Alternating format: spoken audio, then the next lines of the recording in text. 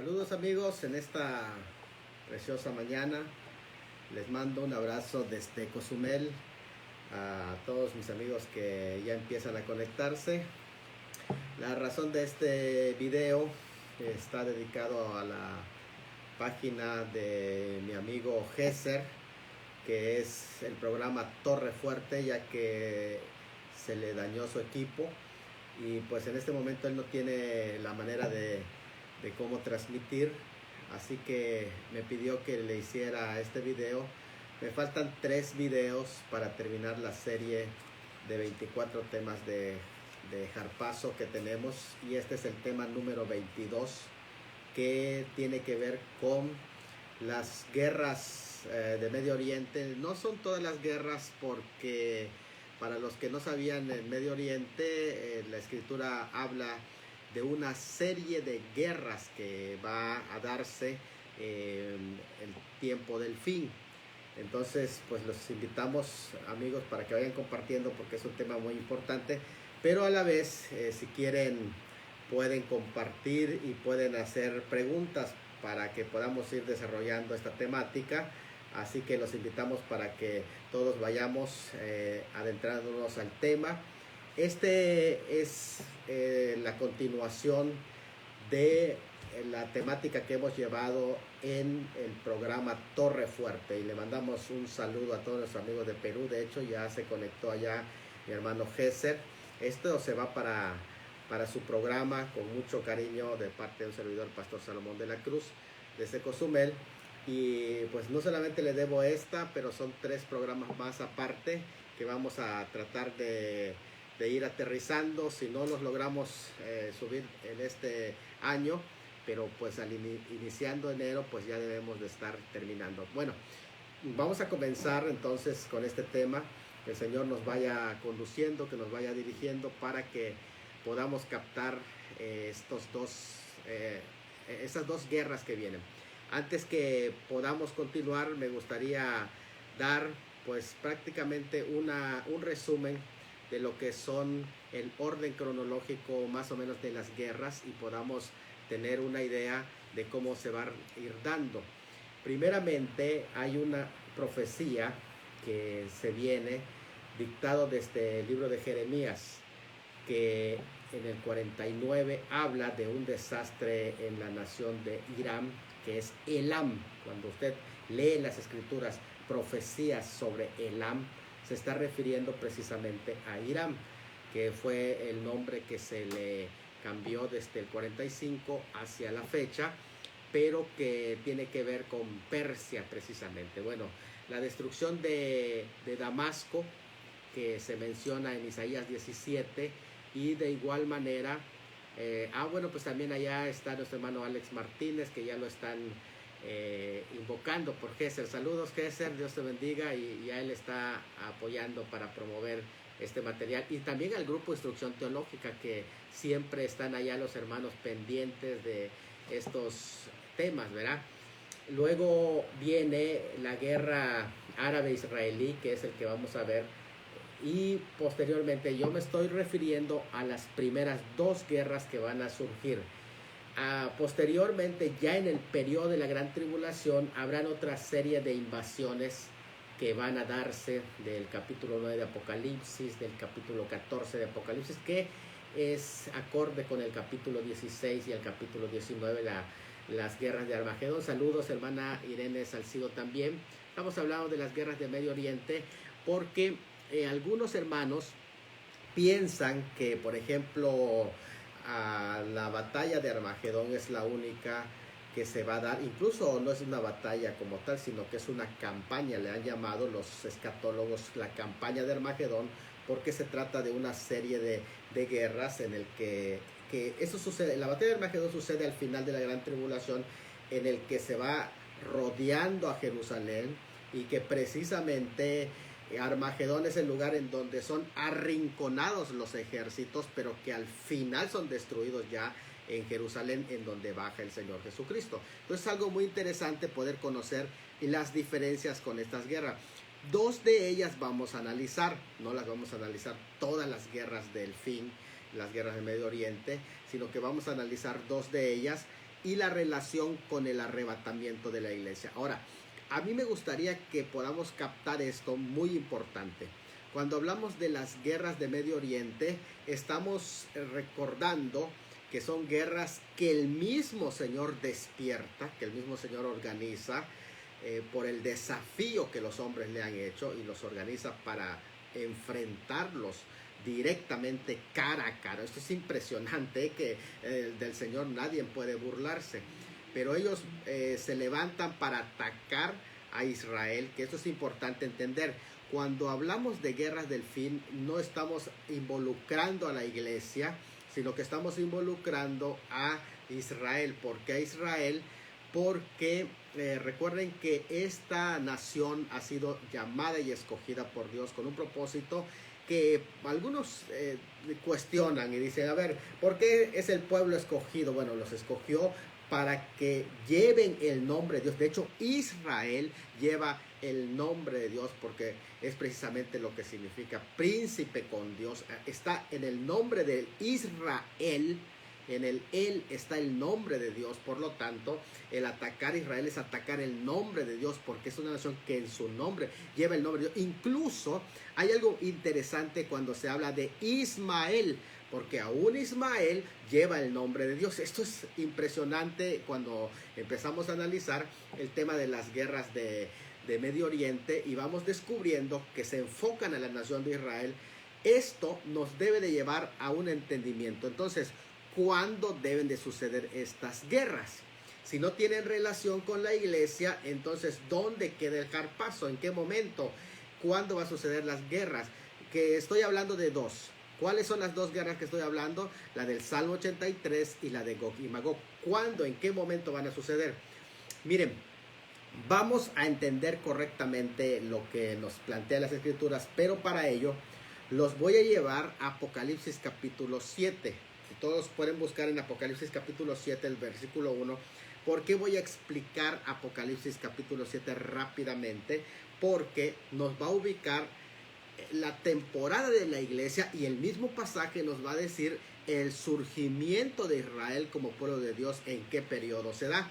Recuerden que todo lo que es el libro de Apocalipsis se mira desde la óptica de que se está hablando del día del Señor. Por eso en el capítulo 1 de Apocalipsis dice, estaba yo en el Espíritu. Fue llevado en el Espíritu al día del Señor. El día del Señor es no un día de la semana, sino que aquí el día del Señor se refiere al periodo que los profetas le conocen como los ayes mesiánicos, es decir, el tiempo de la gran tribulación. O sea, el día en que fue llevado Juan en Apocalipsis es el día del Señor, es decir, en el periodo de los ayes mesiánicos. Fue llevado para que vea lo que iba a suceder en el día del Señor. Por eso dice él que estaba yo en el día del Señor. O sea, fue llevado en el día del Señor para que contemple lo que iba a acontecer. Pues el Apocalipsis es muy importante porque va describiendo los acontecimientos de la 70ª semana, es decir, el día del Señor. Así que vamos a ver qué sucede. Pues ya ustedes conocen el orden cronológico, que la iglesia es quitada de la tierra y que inmediatamente empiezan a desencadenarse todos los juicios. Pero hay algo muy interesante. Miren esto, que la escritura pone un punto inicial muy claro que marca el comienzo de lo que podríamos llamar la gran tribulación. ¿Con qué comienza la gran tribulación? Bueno, la gran tribulación comienza, y esto es importante que yo lo explique para que podamos ubicar correctamente las dos primeras guerras que aquí se mencionan, que es la guerra del Salmo 83 y la guerra de Gog y Magog, o la invasión de Gog y Magog, que ahí se menciona más que una batalla, es una invasión que se va a dar. Y en estos vamos a ubicar en qué momento suceden y para qué tiempo es. Bueno, en el capítulo 7 de Apocalipsis, ya viendo el día del Señor, describiéndolo, capítulo 7, para los que no sabían, es un paréntesis. Es el primer paréntesis de Apocalipsis. Los paréntesis de Apocalipsis se dan para dar explicaciones que se van pueden irse incluso hasta antes que comience la gran tribulación y explicar el origen para que puedan captar de qué se trata. Entonces, la gran tribulación comienza en el capítulo 6 con el desate del primer sello. Pero el capítulo 7 es un paréntesis que explica qué sucede antes que comienzan los sellos a desatarse. Dice así: después de esto vi a 4 ángeles en pie sobre los 4 ángulos de la tierra. Ahora es importante ver estos 4 ángulos de la tierra porque se relaciona con los 4 seres vivientes del norte, sur, este y oeste, que ellos son los que envían a los primeros 4 juicios que tienen relación con los primeros 4 caballos. Esto es importante que lo entendamos. Noten bien, cada uno de esos caballos vienen de uno de los de las direcciones del mundo. O sea, lo que se está haciendo es acorralando el espacio de la invasión del territorio del reino, que es la tierra completa, que ha sido ocupado por esos perversos de ese orden mundial que se habrán apoderado del planeta en ese momento. Y entonces empiezan a desatarse estos 4 primeros caballos que vienen de los 4 ángulos de la tierra. Es importante, note bien esto. Después de esto vi a 4 ángeles en pie sobre los 4 ángulos de la tierra que detenían los 4 vientos de la tierra. O sea, que detenían el juicio, por así decir, de los primeros sellos que tiene que ver con los 4 caballos. Entonces, para que no soplase viento alguno sobre la tierra, ni sobre el mar, ni sobre ningún árbol. Ellos estaban deteniendo que comience la gran tribulación. Esto es importante, porque algunos tienen la idea que la gran tribulación comienza inmediatamente después del arrebatamiento de la iglesia. Eso no es así. Quienes no conocen la escritura piensan que hoy fue el arrebatamiento, mañana comienza la gran tribulación. No es así. Miren, ¿qué es lo que va a suceder? Dice que detienen, esos ángeles están deteniendo a los vientos para que no soplen la gran tribulación, que no comience hasta. Saludos allá, Benja, saludos a mi amigo Benjamín, que ya se conectó en esta transmisión, que es, pues prácticamente es una transmisión dinámica que estamos haciendo para nuestro hermano Gesser y su programa Torre Fuerte desde Perú.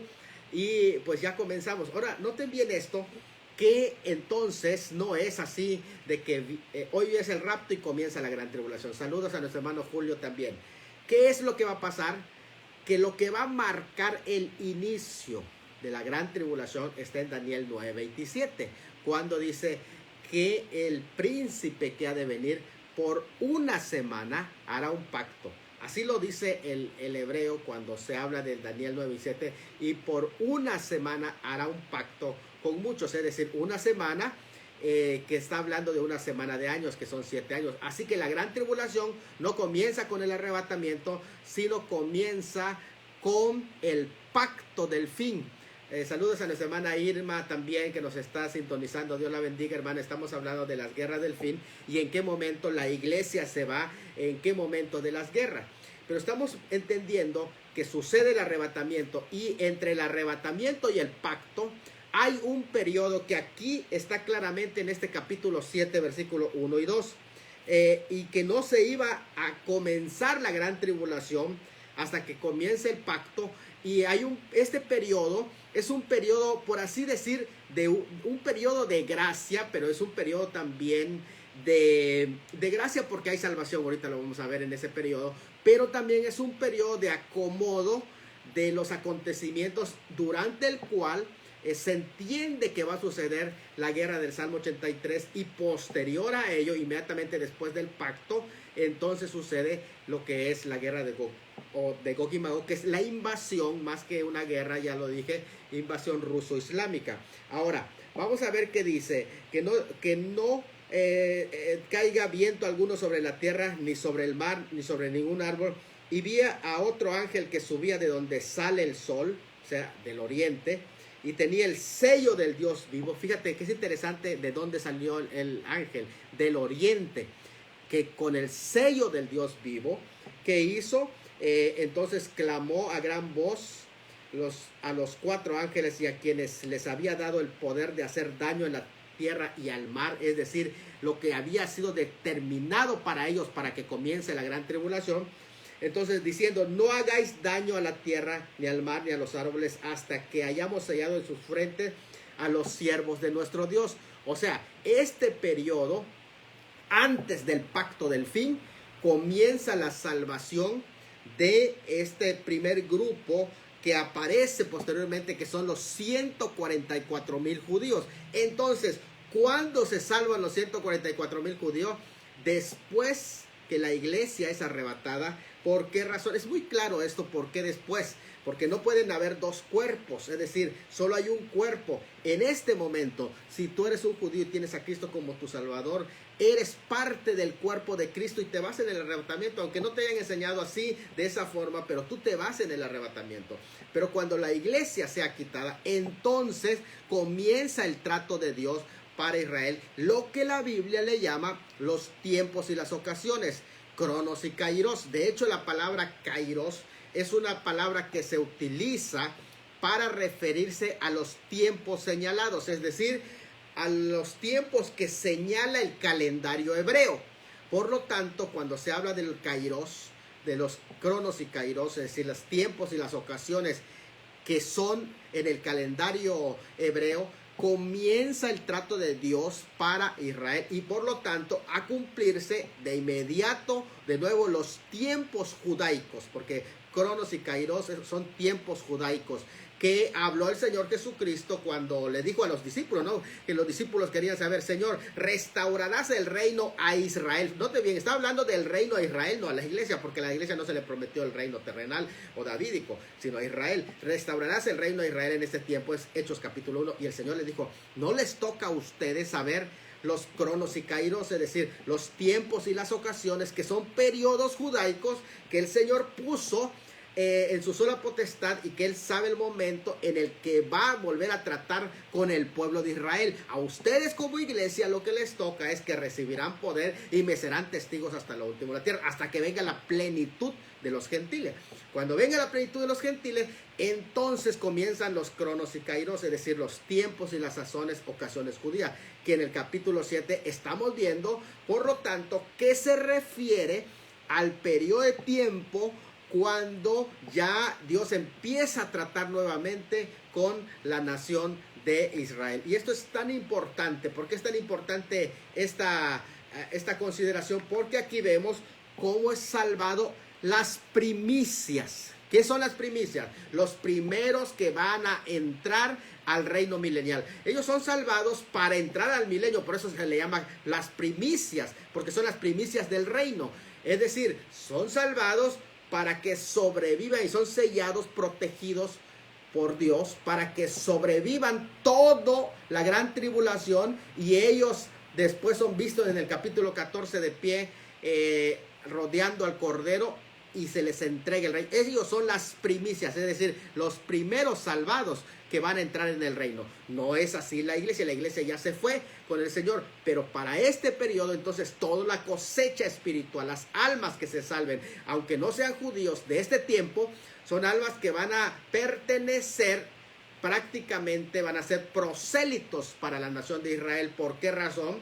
Porque ellos son los que van a entrar en el reino. Esto es algo muy importante que lo entendamos para que así podamos hacer esta diferencia. Dicho esto, decimos, a ver, entonces, quiere decir que este periodo es un periodo para Israel. Por lo tanto, lo primero que debe suceder es el arrebatamiento de la iglesia.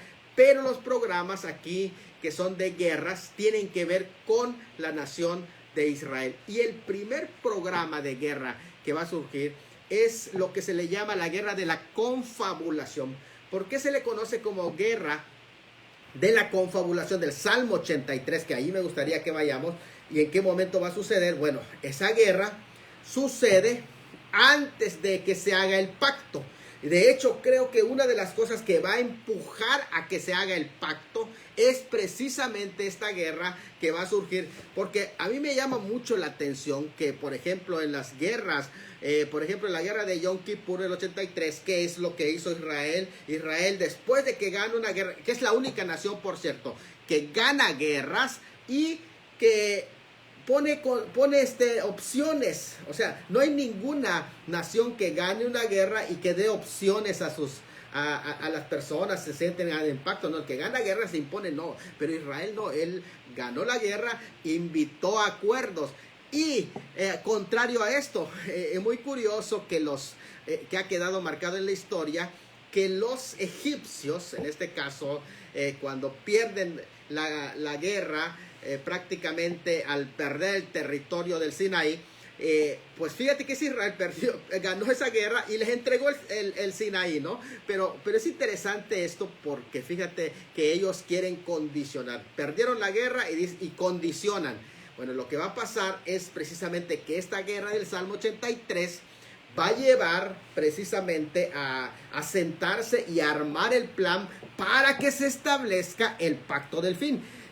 Desde luego que ya hay vientos de lo que podríamos llamar, que ya se empieza a decir paz y seguridad, pero estas no son, dejo claro, eso no son el pacto del fin. El pacto del fin va a venir después de la guerra del Salmo 83, antes que comience la gran tribulación, pero sí después del arrebatamiento de la iglesia. Miren, vamos al Salmo 83, que es un salmo de un profeta que es Asaf. Asaf es un profeta, y esto es algo muy importante que lo entendamos, porque el profeta Asaf va a dar no solamente una expresión poética, ahí se le entiende y hay muchos pasajes donde se le corrobora que él es un profeta y que habló por profecía. Incluso se ha tratado de interpretar varias escuelas para interpretar el Salmo 83. Primero están los que afirman que el Salmo 83 solo es un salmo imprecatorio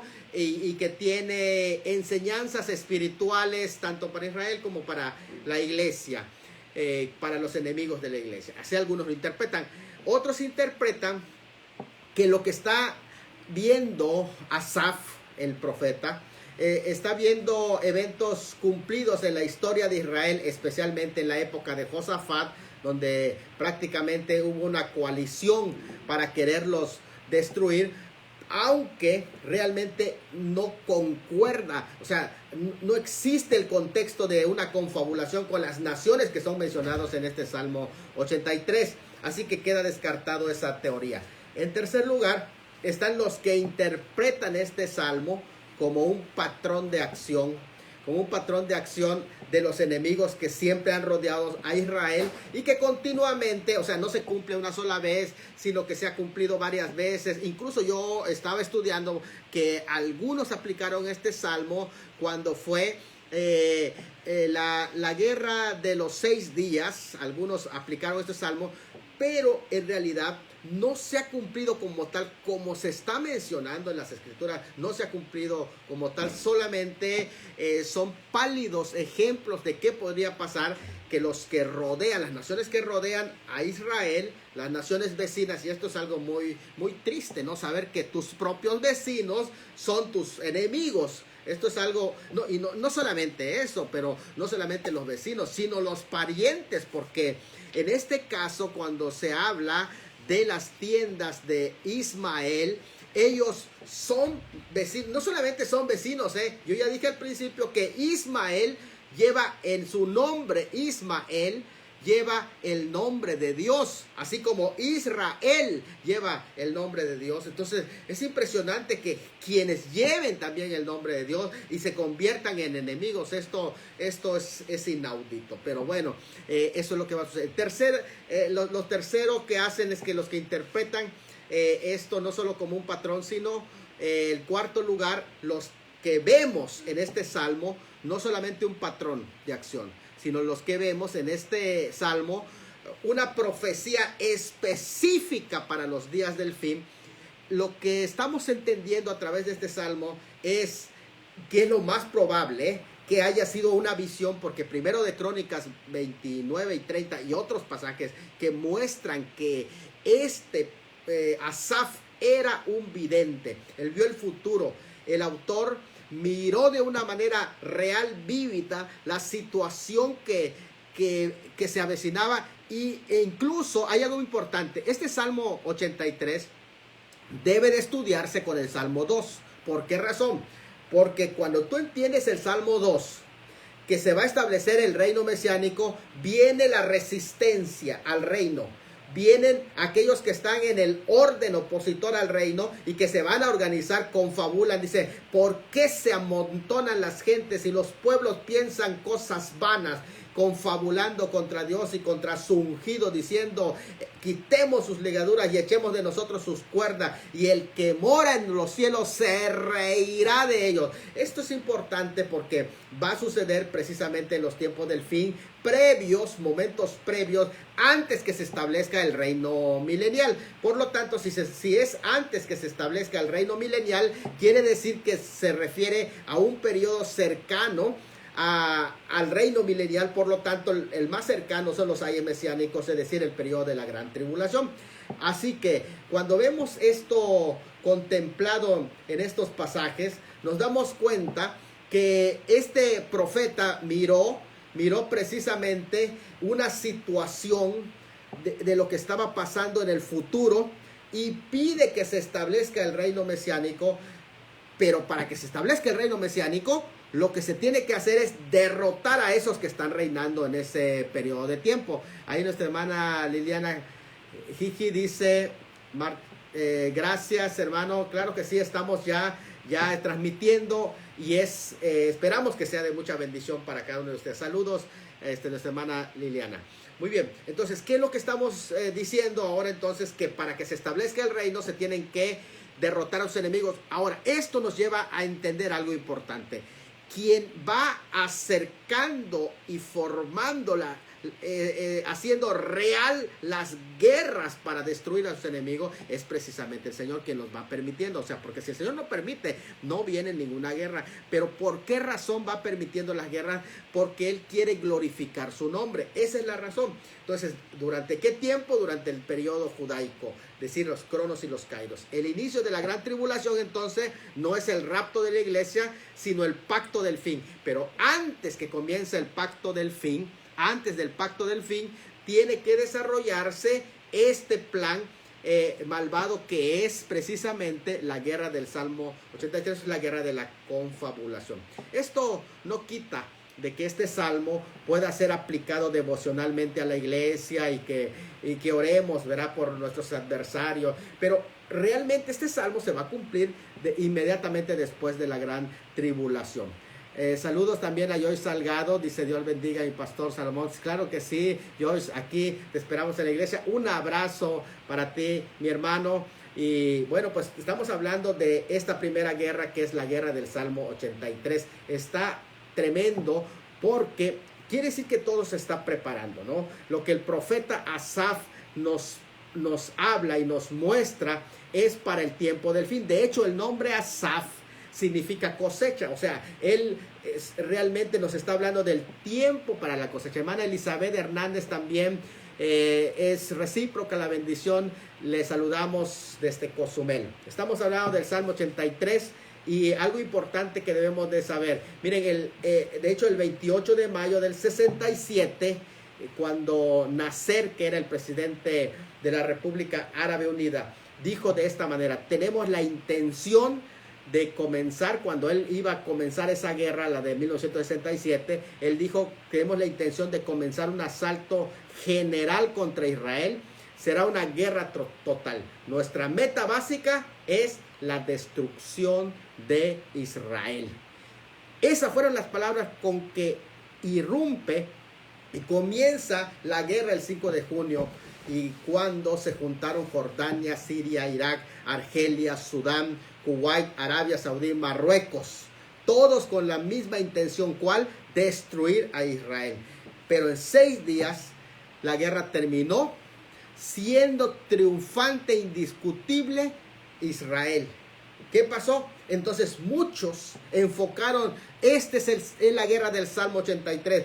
Pero entonces adquirió un significado. Si no era la guerra del Salmo 83, por lo menos despertó curiosidad. Y dijeron algunos, a lo mejor esto va a tener otro cumplimiento. Pero hay algo más que pasó, que el 26 de junio del 2006, en Irlanda, se encuentran unos papiros completos del Salmo, que es el Salmo 83, que data del siglo VIII. Imagínense. Y cuando estos papiros fueron encontrados, dijeron, a ver, ¿qué Dios nos está diciendo? Que lo único que se encuentra ya clarito es el Salmo 83 completo. Y en ese mismo año, en verano, se estaba librando una guerra con Hezbollah e Israel. ¿Qué estaba diciendo Dios? Hezbollah había disparado más de 4,000 cohetes al norte de Israel en ese 2006. Entonces dijeron, Dios sí nos está hablando. Y empiezan los eruditos a estudiar el Salmo 83 y descubren que hay una guerra para los días del fin, que Dios quiso que le presten atención y que había sido descuidado. Y esa guerra es la guerra de la confabulación. Por eso dice, Dios no guarde silencio. Hay momentos cuando Dios ya no va a guardar más silencio, sino que va a actuar. Inmediatamente que la iglesia sea quitada, va a actuar el Señor. Y entonces esa oración que dice, oh Dios, no guardes silencio, que literalmente puede traducirse como, Dios, no permanezcas inmóvil. O sea, es el momento de actuar. Desde luego que hay momentos cuando Dios, en este tiempo de gracia, está con su paciencia, pero cuando sea quitada la iglesia, entonces va a actuar con toda su potencia, va a actuar en contra de los enemigos del Señor. ¿Qué es lo que dice esta guerra del Salmo 83? Bueno, en el lenguaje que ahí se menciona, el Salmo 83 es un lenguaje que habla de sitio, en el que de alguna manera hay una coalición contra Israel, contra el Dios de Israel. ¿Por qué contra Israel? ¿Y por qué contra el Dios de Israel? Bueno, cuando hablamos del Salmo 83, que dice, oh Dios, no guardes silencio, no calles, oh Dios, ni estés quieto, porque aquí rugen tus enemigos y los que te aborrecen alzan cabeza. ¿Qué es lo que está diciendo? Miren, ¿por qué son enemigos de Dios los que son enemigos de Israel? Porque Israel lleva el nombre de Dios, ya lo he dicho antes, pero no solamente eso, sino que ellos aborrecen a Israel porque Israel adora a Dios. O sea, la razón por que les choca, que les cae gordo, por así decir, el pueblo de Israel, es porque Israel adora al Dios verdadero. Si Israel no adorara al Dios verdadero, ellos no se levantarían a odiar a Israel. Pero como adora al Dios verdadero, entonces se levanta. Y por eso los que son enemigos de Israel son enemigos del Dios de Israel. Por eso dice allá que son tus enemigos, dice Dios. Contra tu pueblo han consultado astuta y secretamente y han buscado consejo. Ahora, esto nos lleva a pensar algo importante, porque algunos dicen, a ver, ¿por qué Dios escogió a Israel y no a otros? Bueno, lo escogió para su propia gloria. Es decir, ¿por qué va a entrar en defensa de Israel? Porque está de por medio la gloria de Dios. Es decir, todos los procesos que vaya llevando Israel va a ser para que Dios sea manifestado. Israel tendrá que sufrir y sufrir y sufrir, va a ser para la gloria de Dios. Porque algunas personas dicen, bueno, saludos, dice, excelente posición, amigos, saludos desde el Espinal, Oaxaca, mi amigo José Gómez, un abrazo para ti y para toda tu familia allá. Los quiero en el nombre del Señor, los amo mucho, son mi familia también. Y quiero decirles, hermanos, que algo importante, porque algunas personas dicen, ¿y por qué no escogió a los mexicanos? ¿Y por qué no escogió a los norteamericanos? ¿O por qué a los sudamericanos, a los chilenos, a los peruanos por allá, Géser? Bueno, la razón es esta, que él quiso buscar a un pueblo, y ese pueblo, aunque tenga que sufrir, y tiene que estar dispuesto, aún su sufrimiento, los sufrimientos de ese pueblo, va a ser para la gloria de Dios. No es el enfoque, pues, Israel, sino por medio de Israel. En otras palabras, que si Dios escogió a Israel es para su propia gloria, no para la gloria de Israel. Entonces entendamos que si Israel va a pasar procesos duros de sufrimiento, va a ser para la gloria de Dios. Porque algunos queremos la gloria, pero no quieren la historia. Note bien, estudie la historia de Israel y va a ver que antes de llegar a la gloria que va a ser en el reino, tiene que pasar una historia de sufrimientos, y que incluso se le llama al periodo de la gran tribulación los ayes mesiánicos, cuando el pueblo mesiánico, que es el pueblo de Israel, va a sufrir antes de heredar el reino de Dios. Entonces es un pueblo que va a tener un privilegio especial, pero antes de tener ese privilegio especial va a pasar por un proceso también especial. Entonces esto es así de recíproco, pero todo ¿para qué? Para la gloria de Dios. El versículo 3 nos demuestra: contra tu pueblo han consultado astuta y secretamente y entrado en consejo contra tus protegidos. Lo que ahí está diciendo es que esta guerra va a ser una guerra de confabulación. En secreto van a armar, o sea, todo lo que se está haciendo se va a hacer en secreto. Dice Benjamín Durán: Dios no solamente escogió un pueblo, sino formó un pueblo, hizo su pueblo, tomó a Abraham. Y dice allá, y él formó su pueblo. Allá más, a ver si no, dice su pueblo escogido. Interesante, ¿verdad? Sí, es muy interesante lo que allá dice Benjamín. Y es verdad, o sea, lo llevó en un proceso de formación, ¿verdad? Así como se forma el barro. Y eso es algo muy... Y debemos de estar dispuestos también a eso. Bueno, ¿qué es lo que hicieron estas naciones? Se reunieron secretamente. Cuando habla de secreto, aquí es importante entender. O sea, se reunieron a conspirar.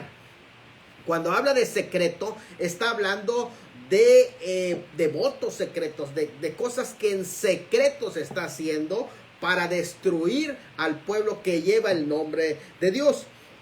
Dice allá, ya han entrado en consejo contra tus protegidos. Es interesante ahí la palabra protegidos, porque la palabra protegidos es allá escondidos, es decir, a los que tienes escondidos entraron. O sea, ¿a dónde llega la insensatez del hombre que no conoce que el pueblo de Dios son también sus escondidos? Son aquellos a los que, mira, jamás vas a llegar, porque Dios los tiene escondidos. Esto es algo súper impresionante en el Salmo 83. Ahora, estos miembros de esta confederación, dice, han dicho: venid y destruyámoslo. El versículo 4 menciona cuál es el propósito de esa confabulación. ¿Cuál es el propósito? Realmente es la aniquilación de Israel. Es allí donde está la guerra del Salmo 83. Han dicho: venid, destruyámoslos para que no sean nación y no haya más memoria de Israel. O sea, el propósito, ¿cuál es? Destruir Israel. O sea, viene el arrebatamiento, viene la confabulación para destruir a Israel, que eso es lo que se quiere, que ya no sea nombre, ya no sea nación, porque allá lo dice, para que no sean nación. Ese va a ser el punto. Pero escúcheme bien, si Israel deja de ser nación, Dios deja de ser Dios, porque lleva el nombre de Dios. Y fíjate qué interesante que aquí no se refiere a la iglesia, se refiere a esta nación como tal. Dice: no haya más memoria del nombre de Israel, porque les choca que lleve el nombre de Israel. Él es, dice, el príncipe con Dios, el que lucha con Dios, porque se confabulan de corazón a una, contra ti han hecho alianza. O sea, los que se aliaron para destruir Israel están haciendo alianza contra Dios. Eso es lo que esa alianza o liga o confabulación de naciones va a hacer, para destruir en la forma. O sea, todos los tejidos que están haciendo es para acabar esa nación. ¿Quiénes son? El versículo 6 en adelante va mencionando quiénes son, y dice que son, en primer lugar, las tiendas de los edomitas. Aquí hay algo muy interesante, porque cuando se habla de los edomitas, la tienda de los edomitas y de los ismaelitas, Moab y los agarenos.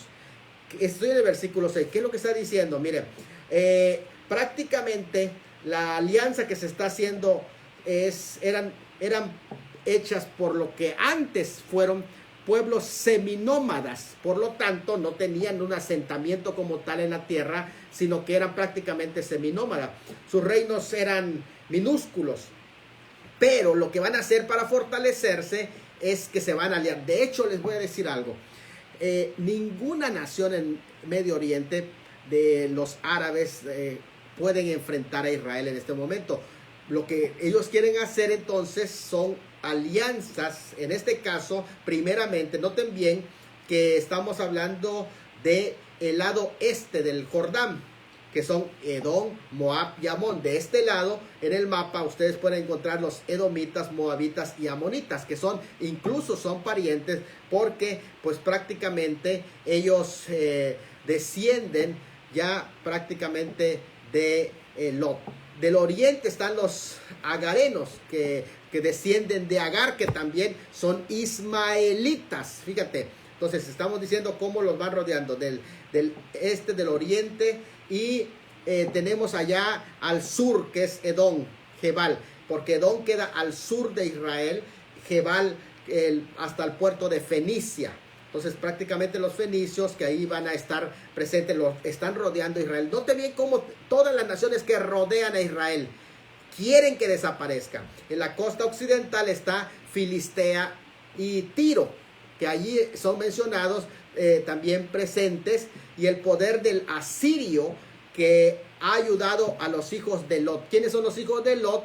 Moab y Amón. ¿Y quiénes son los asirios? Bueno, los asirios en realidad ahí se refiere a la parte de Siria, la actual Siria. Por lo tanto, vemos cómo hay esa alianza. Si acaso entonces lo que se está mostrando allá es la intención de ver cómo todos los enemigos son los que están rodeando a esa pequeña nación, y da vuelta a Tiro en el norte y da el círculo completo de todos esos enemigos. O sea, es interesante porque, como hemos dicho antes, son familiares del pueblo de Israel. ¿Por qué? Bueno, hay cercanía. Está incluso a Siria, allá algunos entienden que se refiere a partes de Irak como tal. Pero bueno, estas familias se van a reunir para querer destruir al pueblo de Israel, y esto precisamente es lo que en este salmo se nos va presentando. Pero se van recordando escenas de ejemplos de la época de los jueces, de cómo Dios se levantó y destruyó. Por ejemplo, en el caso de Sísara, que es mencionado allá, hazle como a Sísara. O sea, una mujer prácticamente vino a derrotarlo. Y la invasión de los madianitas, que fueron derrotados por 300 hombres nada más. Fíjate, esto es impresionante. Y cuántas bajas tuvo el pueblo de Israel en los casos que son mencionados en el enfrentamiento con Sísara.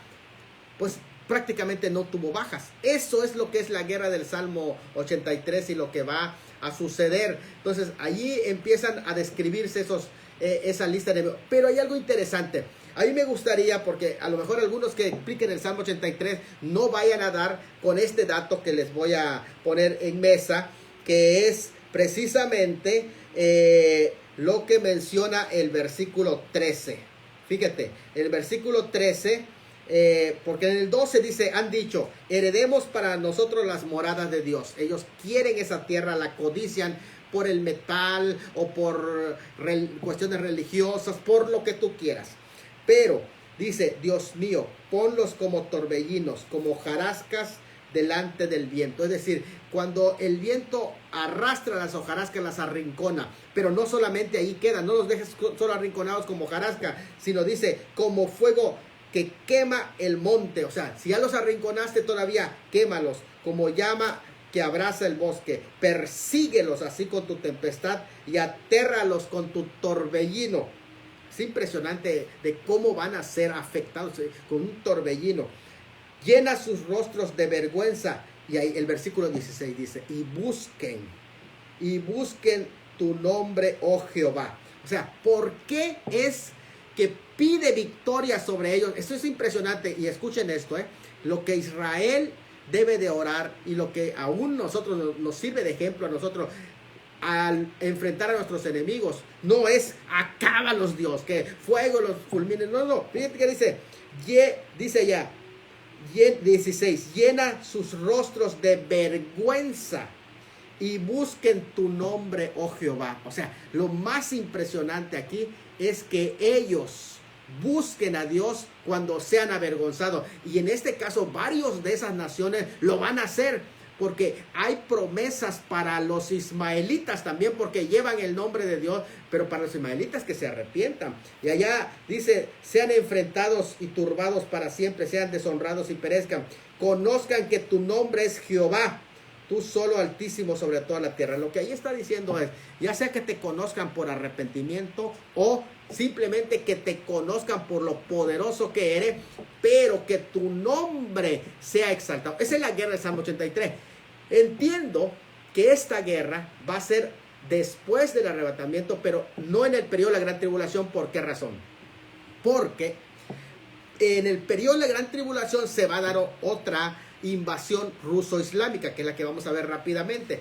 Y esa invasión tiene que darse preparado antes.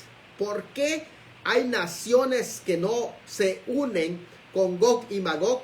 Tal parece que porque fueron destruidas en esta guerra del Salmo 83. Es interesante eso, ¿no? Hay naciones que no se aliaron cuando uno supone que Irán sería uno de los enemigos más importantes, ¿no? Damasco, pero no aparecen aquí, no aparecen. ¿Por qué razón no aparecen? Precisamente porque ya han sido previamente destruidos. O sea, hay una serie de situaciones. Primero un desastre sobre Irán, sobre Damasco, que tiene que ser. Hay un derrocamiento de Jordania como tal. Es una aterrorización de Egipto como tal también, que está en esta parte, los hijos de Agar. Entonces los agarenos que ahí aparecen, y por lo tanto pues ahí es donde prácticamente dan lugar para la preparación de este salmo. Ahora, antes de que se dé la guerra de Gog y Magog, se tenía que dar esto. ¿Para qué? Previa a la preparación del pacto del fin. Por lo tanto, la cronología podría ser de esta manera. Me parece que es la más sensata. Viene el arrebatamiento de la iglesia, comienza el periodo que hemos visto antes de que inicie la gran tribulación. Ese periodo va a desarrollarse varias situaciones, incluidos la guerra de confabulación. Y terminando la guerra de confabulación, entonces el anticristo se sienta a hacer pacto. Aquí es correcto. Hace pacto de paz. Y ya Israel se convierte en una nación que mora sin muros, segura. Y es a esa nación que mora segura y sin muros que viene precisamente a atacar Gog y Magog. Esto es muy importante que lo entendamos. Por lo tanto, para que pueda surgir el pacto del fin, tiene que venir la guerra del Salmo 83. Vamos entendiendo. Entonces viene el pacto del fin. Una vez firmándose el pacto del fin, encabezado también por el anticristo, que aquí es muy importante entenderlo, el anticristo va a encabezar ese pacto del fin. Israel va a ser parte de eso, y también las naciones que van a hacer pacto precisamente con lo que es, y esto es importante entenderlo, entender esto, que las naciones que van a hacer pacto del fin va a ser el imperio romano revivido, que generalmente se entiende que actualmente ese territorio pertenece a lo que es Europa occidental. Por lo tanto, ese pacto tiene que darse hasta después de la guerra del Salmo 83, pero quiere decir que es después del rapto, pero la gran tribulación no ha comenzado, porque la gran tribulación comienza con el pacto del fin. Una vez que se establece el pacto del fin, entonces va a suceder el próximo paso, que aquí ya se nos está enseñando. ¿Cuál es el próximo paso que sigue entonces? Bueno, el próximo paso que sigue es la invasión ruso-islámica, que es de Ezequiel capítulo 38 y capítulo 39. Es importante entender esto. Cuando tú estudias Ezequiel 38, si quieres ir conmigo a Ezequiel 38, te vas a dar cuenta que ya es la gran tribulación. ¿Y en qué momento entonces puede suceder? Es posible que la invasión ruso-islámica, pero que son con específicas ciudades que se va a hacer esa invasión. Por eso algunas de ellas ya con el Salmo 83 fueron destruidas, pero quedan todavía otras que son frontera con Rusia y en la parte este de Europa. esas naciones que se van a aliar, que prácticamente estamos hablando de Rusia, principalmente Turquía, escúchenlo bien, Turquía, que es una de las principales que allí van a estar presente, porque Turquía es pieza clave, no lo olviden, es Rusia, Turquía, que es pieza clave. Turquía va a ser prácticamente uno de los fuertes que se va a aliar en esa guerra de Gog y Magog. Estamos hablando de Irán, que es precisamente uno de los puntos importantes. Irán, Libia y Sudán. Libia, que ya estamos hablando, tanto Libia como Sudán, las partes que rodearon a Egipto. Es interesante que ahí no entra Egipto, porque Egipto los agarenos fueron en la guerra del Salmo 83, pero ahora están Libia y Sudán, que son parte también del continente africano, Libia y Sudán, que ellos se van a unir con Turquía, Irán y encabezados por Rusia. Ahora, estos países lo que buscan es el territorio, en tanto Rusia, el interés que le va a mover va a ser el interés de los metales que hay en ese lugar, va a ser el interés de lo que podríamos llamar un interés por todo lo que es petróleo, no solamente petróleo, uranio y otros metales que son importantes para Rusia.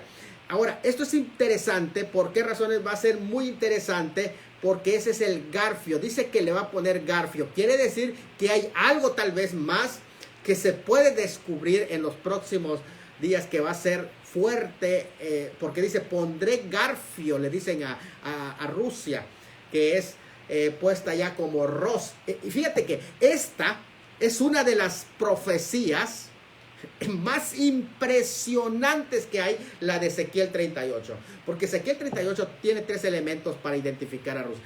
Lo identifica geográficamente, vendrás tú de las regiones del norte.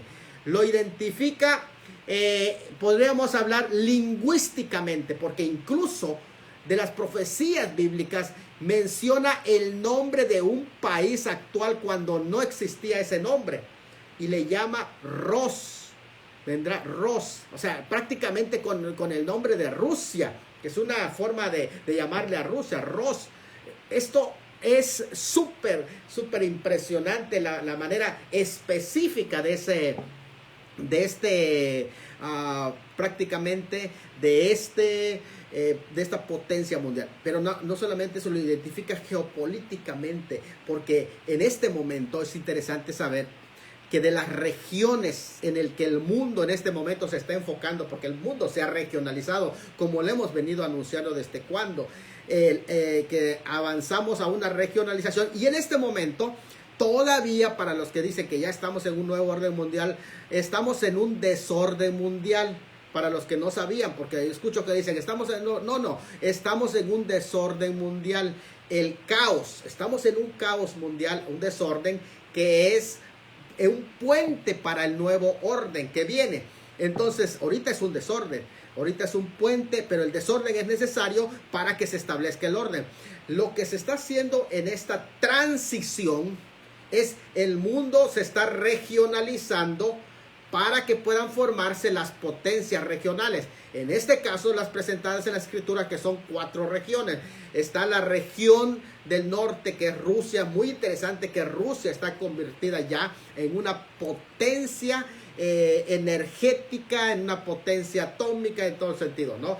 Y estamos hablando también de los reyes de Oriente, que también Oriente se está potencializando como una potencia económica fuerte, como una potencia, podríamos decir, tecnológica fuerte, lo que es Oriente con China y todos los caminos que se le conoce como las 3 rutas de la seda, en donde está desplayando toda la economía, lo que es China. Y también está prácticamente lo que es Occidente. Occidente está agarrando fuerza y vamos a tener también a lo que se le conoce como los reyes del sur.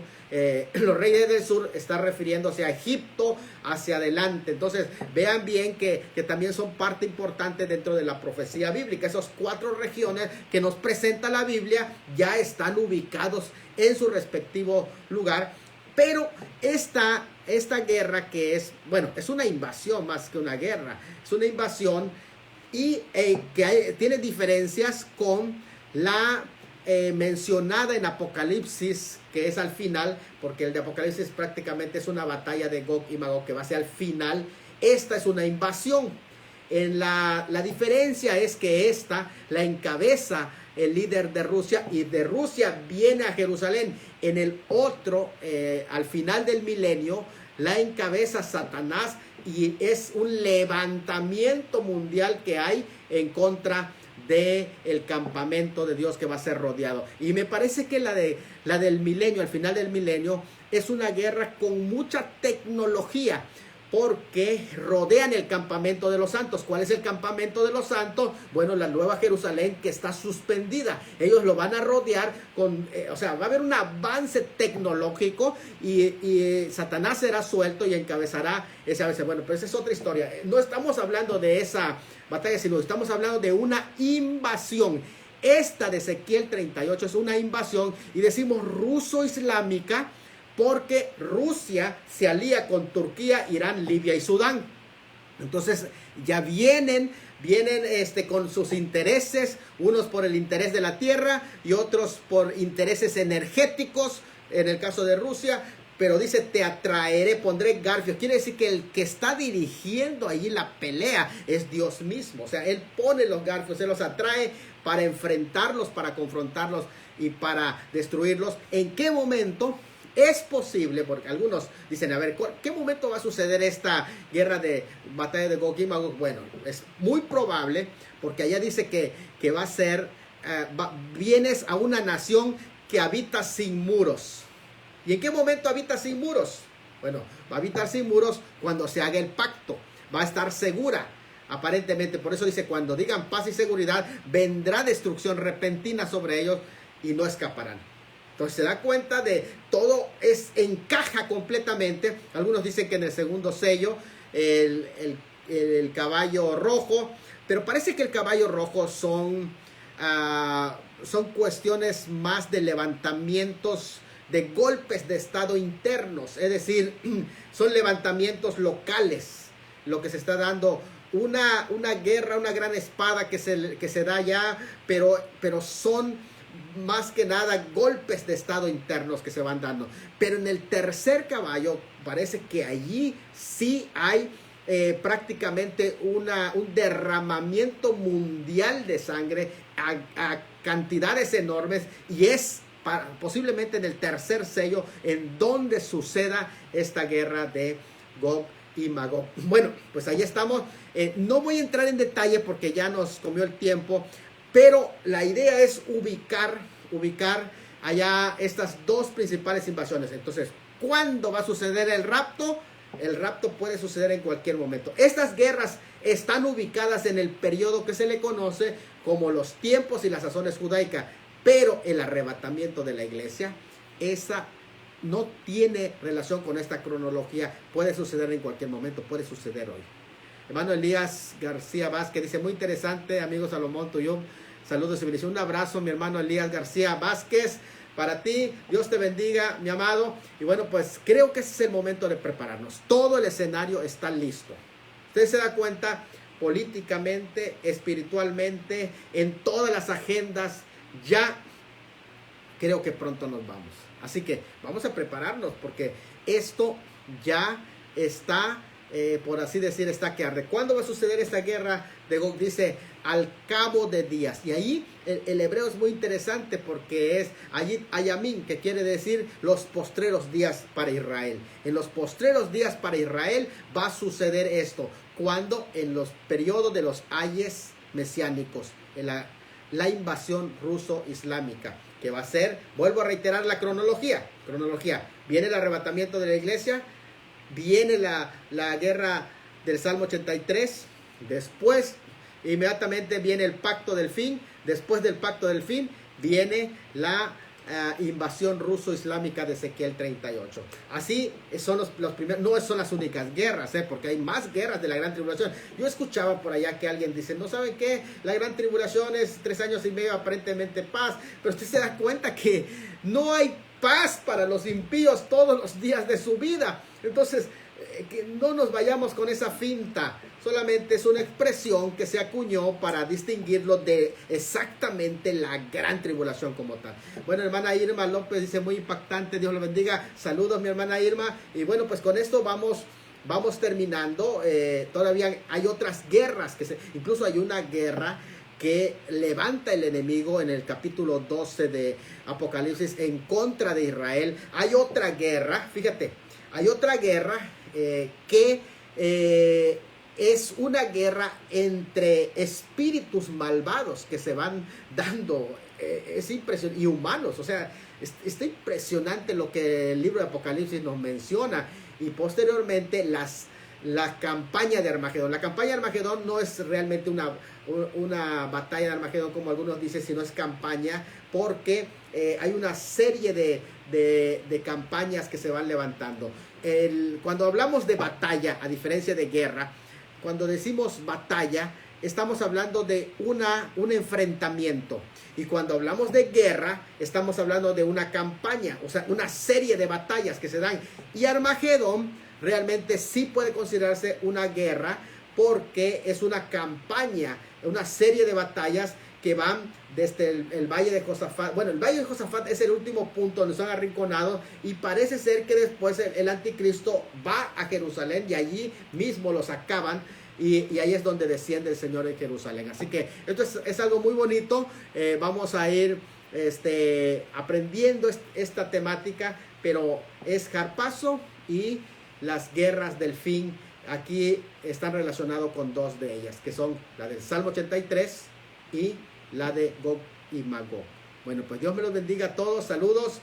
Si hay preguntas, ese es un buen momento para externarlo. Si no hay preguntas, bueno, pues qué bueno, verá que lo han entendido todo. Pero bueno, pues acá estamos listos para poder participar. No hay preguntas, no tenemos preguntas dentro de mis hermanos. Pues podemos ya ir concluyendo si no hay preguntas, ¿verdad? Es interesante saber entonces que estamos hablando de de dos guerras que tienen preparación, una antes de la gran tribulación y otra inmediatamente cuando comienza la gran tribulación. Así que bueno, pues Dios me los bendiga y les mandamos un abrazo a todos nuestros amigos y hermanos que nos están sintonizando ya. Que Dios me los bendiga y pasen excelente día.